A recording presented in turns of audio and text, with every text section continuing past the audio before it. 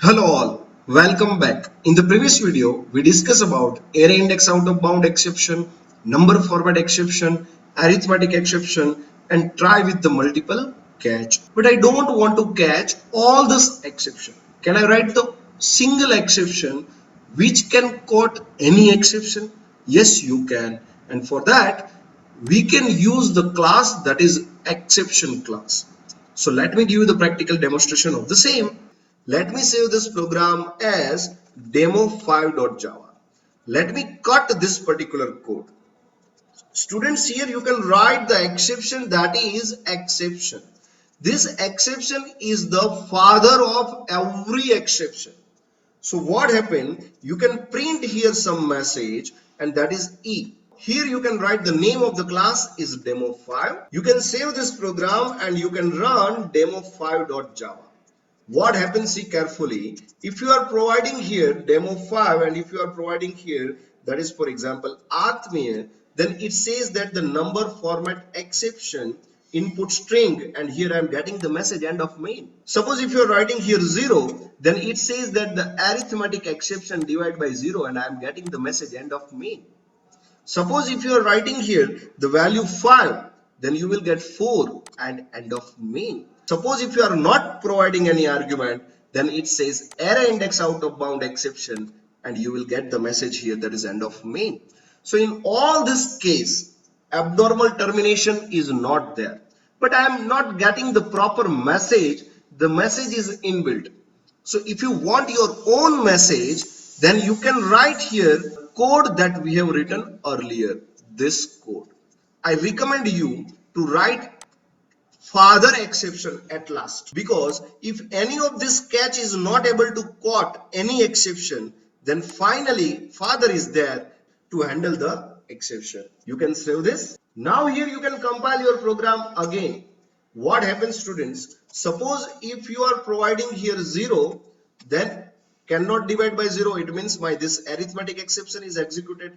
Suppose if I am providing here Atmiya, then please provide numeric only, that is executed.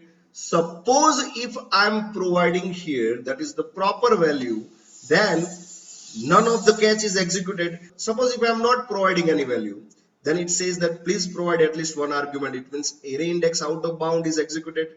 Now, in which situation this exception will execute it? So this is the father and it will execute for any exception other than this. Why? Because we have written at the last. But students, remember carefully, you cannot write the exception before all this exception. Why? Because it will be caught every time and it will catch every exception. So it will catch every exception. So none of this catch will be executed and this program will not be compiled. Whenever you try to compile this particular program, you will get an error. And the error is what? Exception is already been caught. Array index out of bound is already been caught. Number format exception is already been caught. It means what? It means this is the father and father can catch any exception. So if you write first, then all the exception will be catch first. So your cursor will never move into the another catch. So I recommend you to write this exception at the last. Now you can save this. Whenever you compile this program, you will not get any error. Now I want to show you this particular exception, in which situation this will be executed. So let me save this program as, and that is demo6.java. I'm changing the name of this class is demo6. Here I'm declaring the function that is a void display. Now I want to call this function from here. So what we can do, here you can create the reference, for example demo6 d1 equal to null. Now I am trying to call d1.display. What happens, students? Please see carefully. Whenever you are trying to access any non-static method using the object which has no memory, I have not allocated any memory to this d1. If you are writing here d1 equal to new demo6, then it's okay. But I have not allocated any memory. So if you are trying to access any non-static function using the reference which does not have a memory, then you will get an exception, and that exception is a null pointer exception.